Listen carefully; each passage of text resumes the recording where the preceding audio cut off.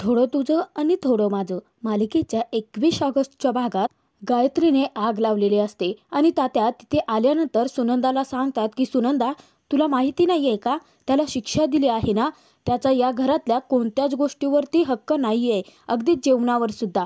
ते ताट आत्ताच्या आत्ता आतमध्ये घेऊन जा. तेव्हा आता सुनंदा आईचं मन तिचं आता तिच्या लेकराकडे धाव घेत असतं. तिला तिच्या तेजससाठी खूप वाईट वाटत असतं.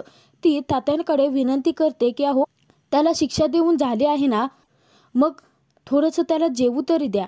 इतक्यात गायत्री मध्यस्थी करत तिथे सुनंदाला म्हणते की सासूबाई, आता काय तुम्ही तात्यासाहेबांच्या तत्वांना सुद्धा जुगारून देणार आहात का? नाही नाही, तुम्ही आता एक काय ते ठरवा बरं, स्वतःचा मुलगा की नवरा.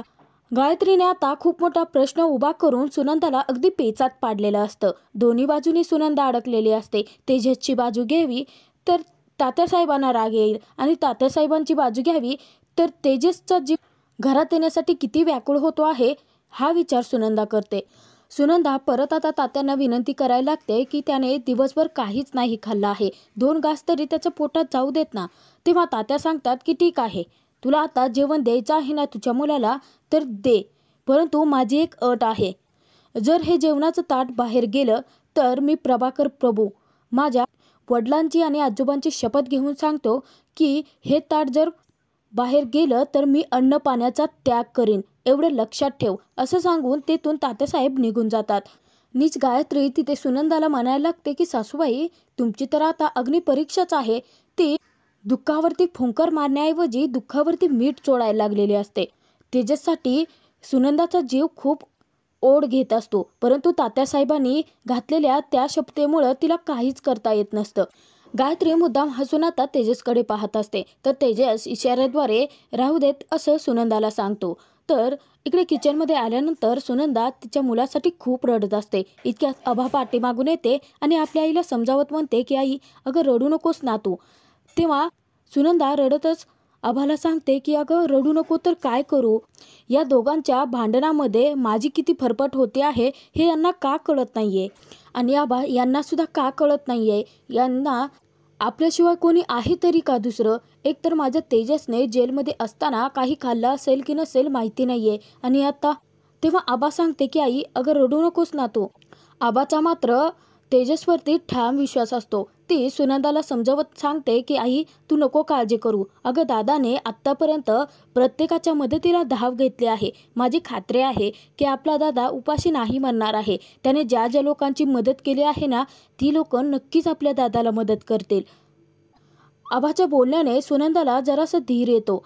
तेजस बाहेर बसून विचार करत असताना गीता तिथे आलेली असते. तिने तेजससाठी डबा आणलेला असतो. तेव्हा तेजस गीताला सांगतो की वहिनी, तुझी आणि माझी शिक्षा सेमच आहे.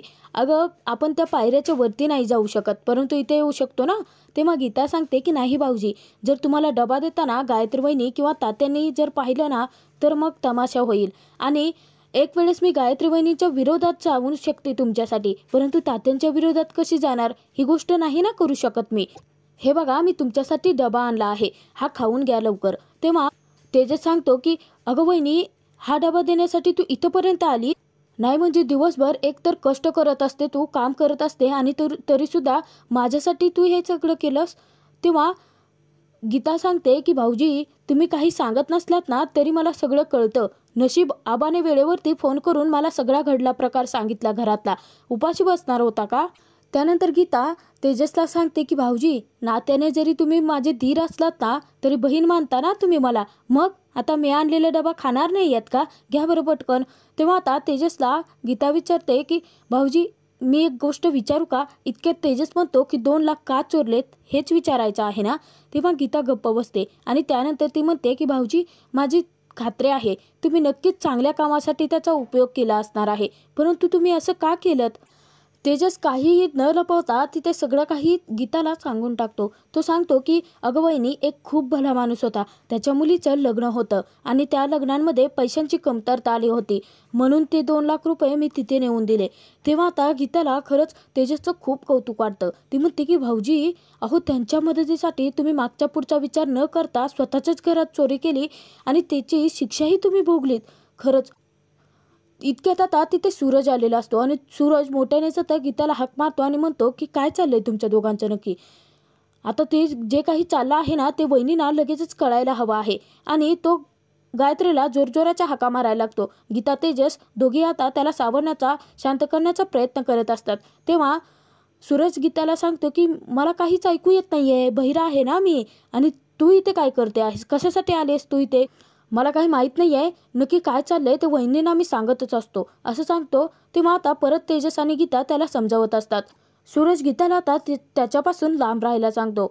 गीता सूरजकडे विनंती करते. ती सांगते की भाऊजींनी सकाळपासून काहीच खाल्लेलं नाहीये, उपाशी आहेत, त्यातून तात्यांनी शिक्षा दिली आहे, मग 2 घास तरी खाऊ देत ना त्यांना. तेव्हा सूरज म्हणतो की तुला काय घेणं देणं आहे आणि नको खाऊ देत ना, त्याला तात्यांनी शिक्षा दिली आहे, भोगू देत, तू का मदत करतोय त्याची.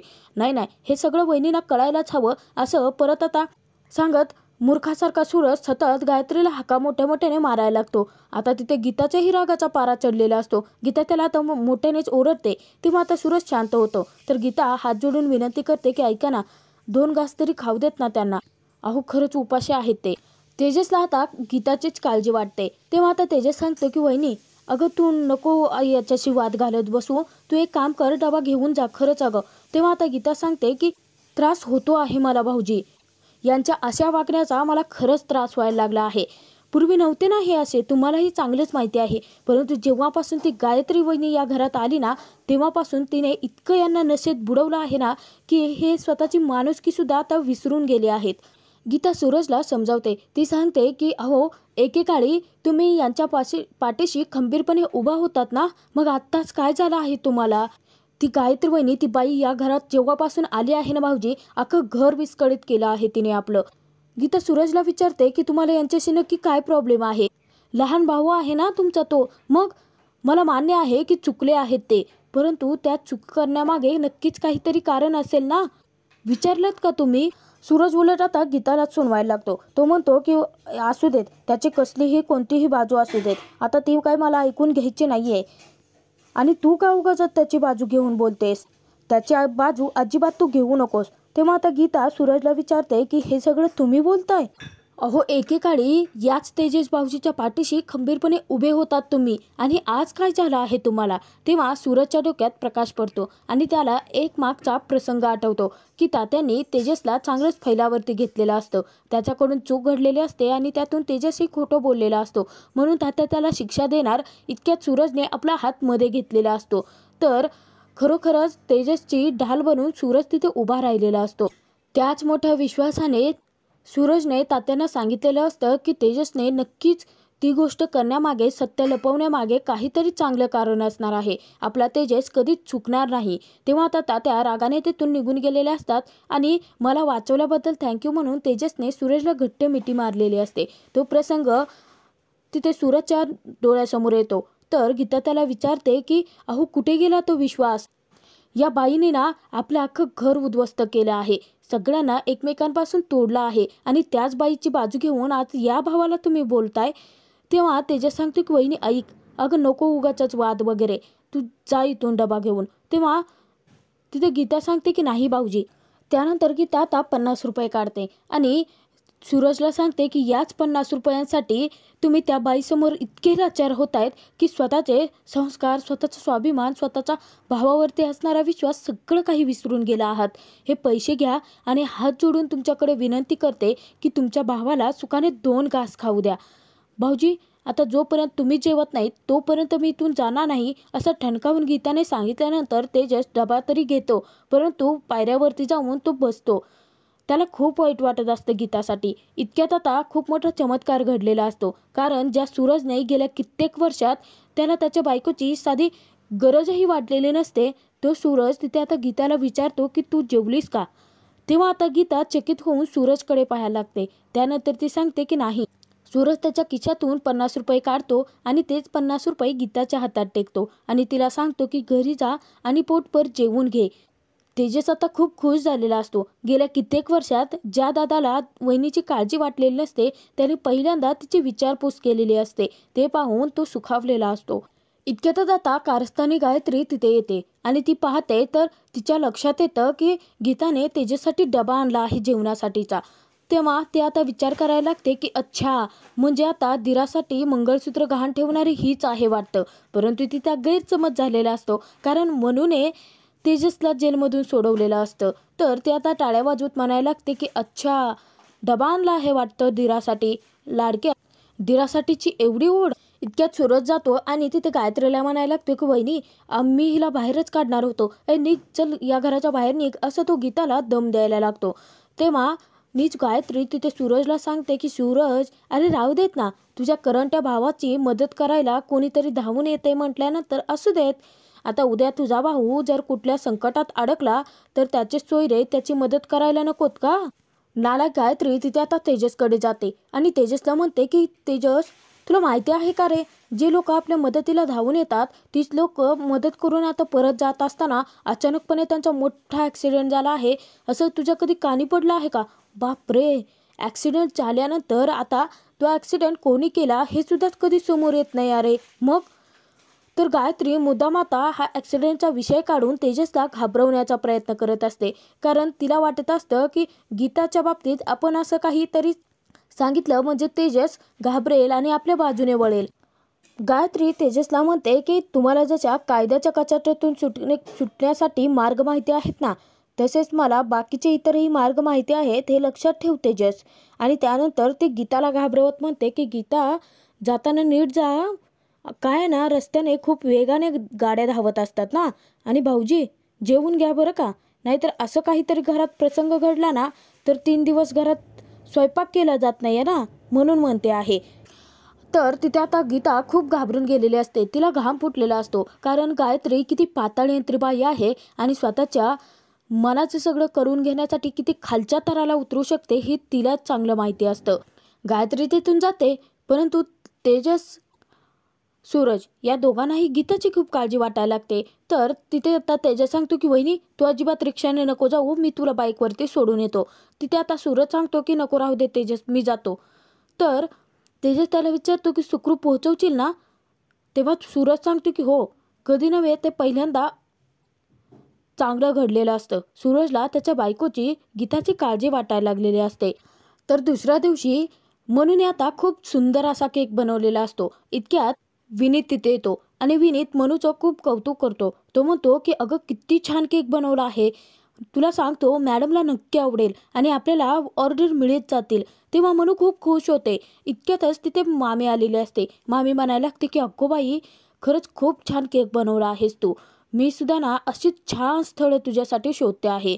तेव्हा मनू संपदाचा चेहराच उतरतो. ती म्हणायला लागते की असं खूप छान असं खानदानी श्रीमंत घराणं शोधते मी तुझ्यासाठी, की जिथे ना तुला एका ताटामध्ये पंचपक्वान्न खायला भेटतील.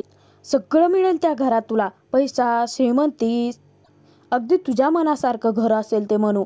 विनीत त्याच्या आईला म्हणजेच मामेला सांगतो की आई, तुझं परत का चालू झालं आहे? अगं बघतेस ना किती सुंदर असा केक तयार केला आहे तिने, आता ऑर्डरी मिळत जातील, तुझं भलतंच काय चालू आहे?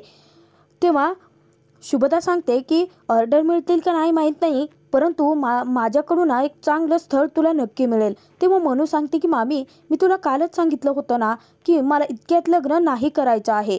नीट शुभदा तिथे आता मनूवरती जबरदस्तीच करायला लागते. ती म्हणते की या घरात तुला राहायचं आहे ना, तर मग मी सांगते तेच करावं लागेल. अगं हा केक बनवला तोही माझ्या किचनमध्ये, माझ्याच घरातलं सामान वापरून. विचारलं होतं का मला सगळं करताना? मग पुढे ती मनूला सांगते की माझी परवानगी घेतली होतीस का हे सगळं करण्यासाठी? जसं मी तुझ्यासाठी स्थळ शोधते आहे ही गोष्ट तुला आवडत नाही आहे, अगदी त्याचप्रमाणे तू माझ्या किचनमध्ये तुझ्या केकच्या ऑर्डरी बनवते ना, ते मलाही आवडत नाही आहे. मनूला पुरतं तिने पेचात पाडलेलं असतं, कारण तिने रजनीकडून पैसे खाल्लेले असतात मनूचं रणजितसाठी लग्न लावण्यासाठी, आणि म्हणूनच ती मनूला लग्नासाठी फोर्स करत असते, जबरदस्ती करायला लागलेली असते. त्यानंतर शुभदा जबरदस्ती मनूचा केक घेते. तर तिला विनीत आता अडवत असतो, सगळेच जण तिला अडवण्याचा प्रयत्न करत असतात. ती शुभदा आता मनूला सांगते की लग्न करायचं नाही आहे ना तुला, मग आता या घरात या ऑर्डरीसुद्धा करायच्या नाही आहेत, असं म्हणून शुभदा केक फेकूनच देते. तेव्हा मनूला खूप मोठा धक्का बसलेला असतो. तर तिने खूप मेहनतीने तो केक बनवलेला असतो. इतक्यात तेजसने तो केक वेळेवरती पकडलेला असतो. तर तिथे आता मनूला शुभदा सांगत असते की या केकच्या ऑर्डर घेऊन काही होणार नाही आहे तुमचं. ते इतक्यात तेजस सांगतो की उत्तम होणार सगळं, मी आहे ना तुमच्यासोबत. तेव्हा मनू पटकन आता आपले डोळे उघडते आणि मोठ्यानेच म्हणते की राष्ट्रहित. तेजसला पाहून मनूला खूप आनंद झालेला असतो. तर ती आता विचार करायला लागते की मिस्टर राष्ट्रहित, कसं कळतं तुम्हाला की मी संकटात आहे? मी संकटात असता क्षणी बरोबर माझ्यासाठी तुम्ही धाव घेता, याला काय म्हणायचं? तेजस त्यानंतर केकची चव चाखून बघतो आणि म्हणतो की अरे वा वा वा, खरंच खूप छान केक बनवलाय लकी चार्म. आणि तो इकडे मामीच्या घरी येतो. तेजस आता घरात एकताच क्षणी शुभदाताला म्हणते की तुम्ही मला ते लग्नात भेटला होतात ना, काय ते लिंबू मिरची आणि सोबत दागिनेही पॉलिश करताना तुम्ही. तेजसने आता त्याची काय ओळख सांगितलेली असते हे फक्त शुभदाला माहिती असतं आणि तेजसची ओळख शुभदाने सांगता मनू आणि संपदाला धक्काच बसलेला असतो. हा भाग आता इथेच संपतो. पुढील भागात पाहणार आहोत की गायत्रीला जे करायचं असतं ते तिने केलेलं असतं. मुद्दाम तिने प्रिंटिंग मशीनचा लिलाव करण्याची बातमी पेपरात छापलेली असते. तेव्हा तात्यासाहेब हात जोडून तिच्याकडे विनंती करत असतात. तर तेजसला बातमी मिळता क्षणी तेजसने सुयोगला फोन केलेला असतो. पैशांची काही व्यवस्था होते आहे का यासाठी? तेव्हा आता सुयोग विचारतो की तेजा, मला एक गोष्ट सांग की आता ती मशीन वाचवायची असेल तर तारण ठेवण्यासाठी तुझ्याकडे काही आहे का? तेव्हा तेजस सांगतो की नाही सुया. आणि तिथे आता तेजस खूप मोठ्या संकटात अडकलेला असतो. तेजसच्या डोळ्यातून अश्रू यायला लागलेले असतात. तेव्हा मनू घाबरते आणि विचारते की काय झालं तुम्हाला? तर तेजस तिला खोटं सांगतो की डोळ्यात बहुतेक काहीतरी गेला आहे. तेव्हा मनू विचारते की खय बघू, असं म्हणून आता त्याच्या डोळ्यावरती मनू फुंकर मारायला लागते आणि मनूचं ते प्रेम पाहून तेजस तिच्याकडे पाहतच राहतो. थोडं तुझं आणि थोडं माझं मालिकेचे एपिसोड पाहण्यासाठी आपल्या चॅनलला नक्की सबस्क्राईब करा.